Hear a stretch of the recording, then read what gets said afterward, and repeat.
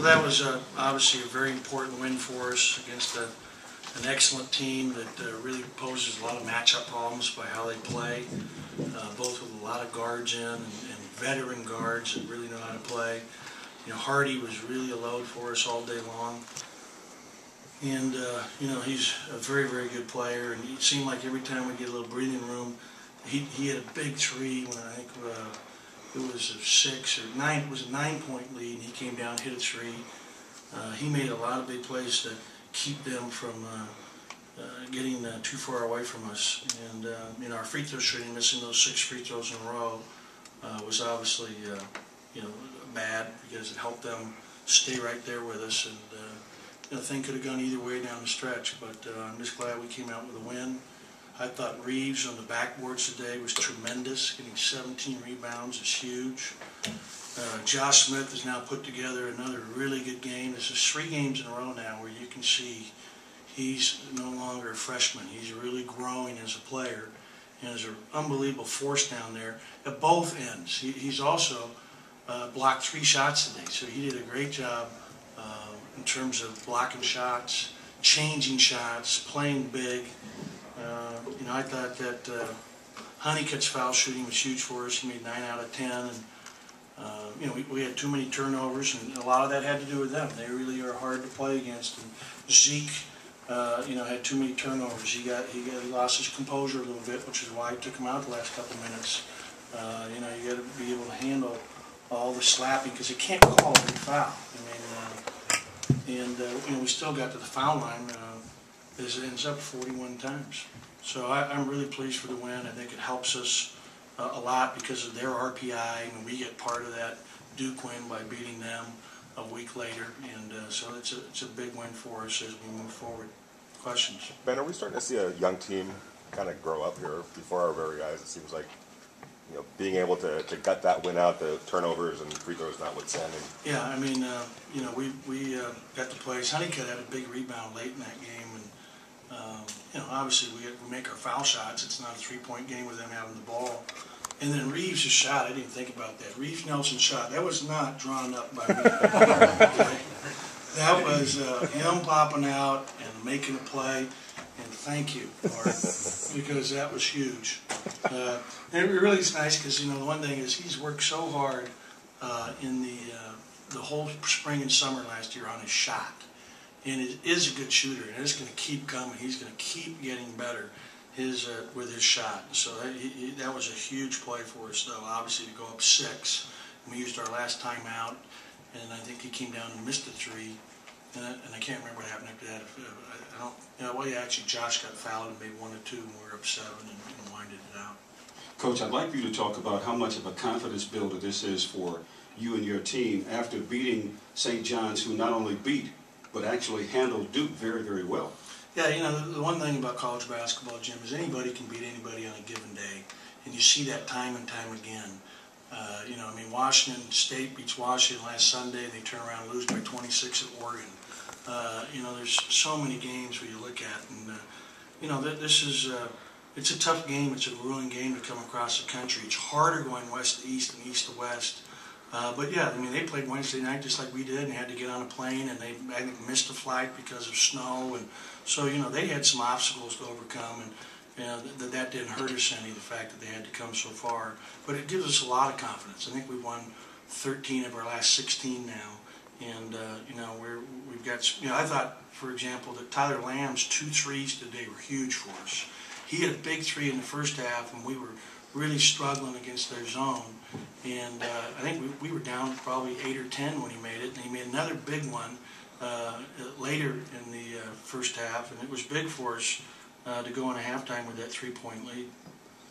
Coach, I think 3 straight times in the second half you guys missed 2 free throws, but then got the offensive rebound. And that, you're exactly right, and I should have, because I was saying that after the game, you know, as a coach, and I'm thinking about Steve, you know, after the game like that, this kills you as a coach when you have inside position. You know, that happened to us against ASU twice down the stretch, allowed them to get back into the game with us and force it in overtime. But sometimes you get a long bounce. That was great. I was so pleased to be on the other end of that and get 3 of them back, because that was huge. And how big was that 5-point play with the potential foul? And that, They had the intentional foul, then Malcolm hit the three-point play. yeah, it was a huge play. You know, it was great for us, and it was an intentional foul. I mean, you know, it's clear. And just like, you know, I have to keep explaining to Zeke that, yeah, you are fouling when you put your elbow out. I mean, you know, he thinks like he never fouls, and it's a bad habit because you just got to accept it, whether you agree with it or not, and keep playing. Coach, it seemed like the press kind of frustrated you at the beginning and at times at the end. What did you have to do to kind of maybe ride the storm? Well, they changed the press up. Late in the game, they went to a full court, man on the ball. There was one time we didn't recognize it, and I'll tell you what happened a couple of times. Normally, when we're playing, the 5-man takes it out, the 4 is running. Yeah. So, like on 3 different occasions today, you know, Josh jumped out with the ball out of bounds one time. He wasn't supposed to ever take it out. Stover did one time in the first half, and we got a turnover out of it. You know, it's just, you know, getting hyped up and not thinking. And I think there was one other time that we did that, and I can't remember who it was, but you know, I'm just pleased with the win, and because it's early in the day now, and we're going to give them off Sunday and Monday from practice. They'll just lift on Monday and try to get our legs back. We haven't had 2 days in a row off physically since Christmas, and I'm hoping that that'll be a good thing for the guys, especially some of the guys that are pounding playing so many minutes. Josh's continued dunking inside, does that maximize his size advantage when he's in there because nobody can just... It's just, I think, being more authoritative and being more aggressive. And I'm excited for him because his dad was here today. His dad flew down, assuming he made his flight on time. His dad had a 6 a.m. flight today, and he is here until Monday, so they'll have a chance to hang out the rest of today and tomorrow, which will be fun for the 2 of them. And it's nice. It was, again, a good atmosphere. Our students have been very, very good. I mean, you know, our students just went through midterms and finals this last week. And so last night was Friday night. I imagine some were having fun last night. And you guys could talk about that to me, but it was great to have everybody up early in the morning. You know, these 10 a.m. games I'm starting to like because we played them twice and won them both, once against Notre Dame in 09 and again today. Coach Steve's return to Pauley, was it more cordial than you thought it might be? I don't even pay attention to the fans. It's like I got a question in our press conference after the game against USC concerning the foul language and the chant that our students were using. I honestly don't even hear that, so I really don't even know how he was received. I wasn't paying attention. But as I said before the game, I would expect and I would hope they would give him a warm reception. And I'm assuming they did, based on how you asked that question. I mean, Steve is doing a great job.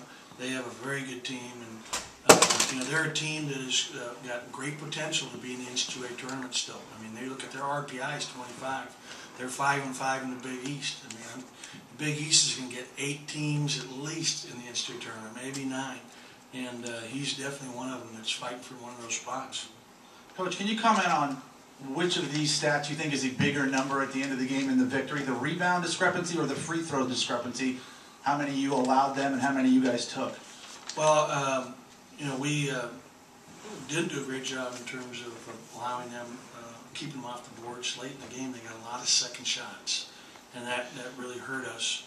I mean, obviously getting the foul line was important, but when you're a trapping team that's coming from behind and slapping and clawing and scratching, I mean, that's what's going to happen.